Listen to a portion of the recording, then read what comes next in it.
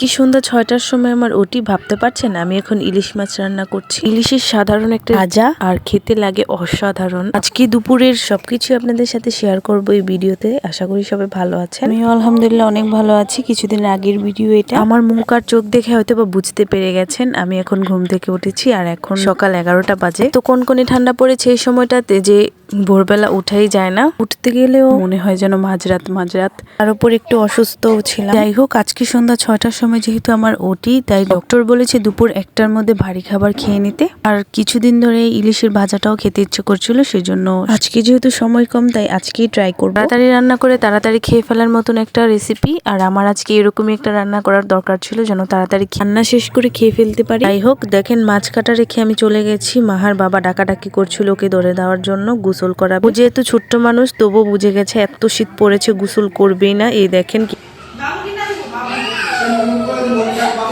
কি একটা অবস্থা। তারপর আমি আর ওর বাবা বুঝালাম বাবু আনতে যাব, তোমাকে সুন্দর না লাগলে কিন্তু বাবু কান্না করে দেবে। যাই হোক, এরপর ও গোসল করতে গেল। আর দেখতে পাচ্ছেন আমি এইরকম সাইজের কিংবা আরো ছোট ছোট সাইজের মাছগুলা ছুরির উপরের অংশটা দিয়ে আঁশগুলা তুলি, তাহলে সুবিধা হয় অনেক। এই মাছটা কাটার পরে গাইস আপনারা ভাবতেও পারবেন না আমি কি পেয়েছি মাছের পেটের ভিতরে। আমিও ভাবতে পারিনি এত ছোট্ট একটা মাছের পেটের ভিতরে ডিম হবে। আপনারা কি ভেবেছেন গোল্ড সিলভারের কিছু কিংবা ডায়মন্ড? ইলিশ মাছের ডিমও কিন্তু কোনো অংশে কম না এগুলার থেকে, মানে দামে। যাই হোক, মাছটা কেটে পেলাম। আমি এখানে সবটা নিয়ে আমাদের দুইজনের দুপুরের পরিমাণে নিয়েছিলাম, আর মেয়ে কাটার জন্য এই মাছটা খেতে পারে না। এখন আবার অনেকে বলতে পারেন এত ছোট একটা মাছ তবুও পুরোটা রান্না করলো না। আমরা দুইজন মানুষ, একদিন খেলেও আমাদের দুইজনের পেটেই যাবে, আর 2 দিন খেলেও আমাদের দুইজনের পেটেই যাবে। দিন আর 2 দিন খাওয়া একই কথা, যাবে তো আমাদের দুইজনের পেটে। উল্টো একদিনের বাজার বাঁচলো। আমরা ঘরের বউরা যদি একটু বুঝে চলি তাহলে আমাদের সংসারটা ধীরে ধীরে অনেক বড় হবে। এই যে একটু ভাবসাপ নিয়ে মাছটা ভাজতে দিয়ে দেখি তেলটাই গরম হয়নি, বেশি ভাব নিলে যা হয়। আর এরপর চুলার আঁচটা বাড়িয়ে দিয়ে নর্মালি ভাবে